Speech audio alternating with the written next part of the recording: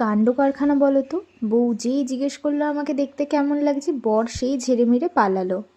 একটা জিনিস কি তোমরা আজকে লক্ষ্য করেছো? আমার সাজগোজ, আজকে কিন্তু আমি একটু অন্যরকমভাবে সেজেছি। হ্যাঁ হ্যাঁ, স্পেশাল কারণ আছে, সেটা জানার জন্য তো পুরো ভিডিওটা দেখতে হবে, না হলে কি করে জানতে পারবে বলো তো।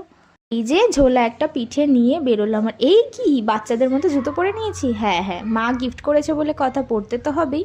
আর এখানে দেখো ব্যাগপত্র নিয়ে আর আমার বাহনকে সঙ্গে নিয়ে বেরিয়ে গেলাম আজকের কাজের উদ্দেশ্যে। কাজে গিয়েই আগে শাড়িটা নিয়ে নিয়েছি দিদির, একদম সুন্দর করে প্লিট করার জন্য। প্লিট করতে করতে দিদিও কিন্তু আমাদের কাছে চলে আসলো সাজতে। এই হচ্ছে আজকের আমার মিষ্টি দিদিভাই, যাকে কিন্তু আমি সাজানোর পরে নিজেই চিনতে পারছিলাম না। একদম কিউট কিউট কিউট কিউট একটা দিদিভাই, আর একদম কিউট কিউট করে আমি কিন্তু দিদিকে সাজিয়েছি। আজকে জানো তো লুকটা কমপ্লিট হওয়ার পরে না সবাই আমাকে ওখানে বলছে, মধুমিতা দেখতে না অনেকটা রিসেপশন লুক লাগছে।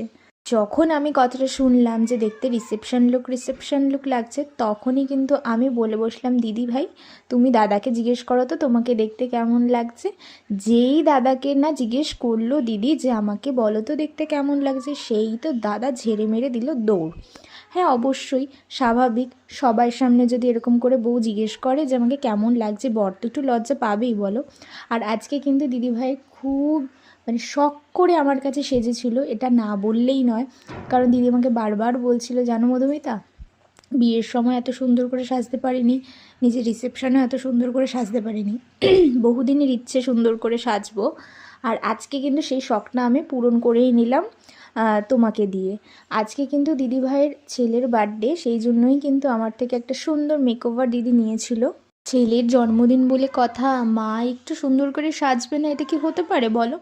সেই জন্য কিন্তু আমিও কোনো খামতি না রেখে পুরোপুরি একদম মিষ্টি ডল পুতুলের মতো করে দিদিকে সাজিয়ে দিয়েছি।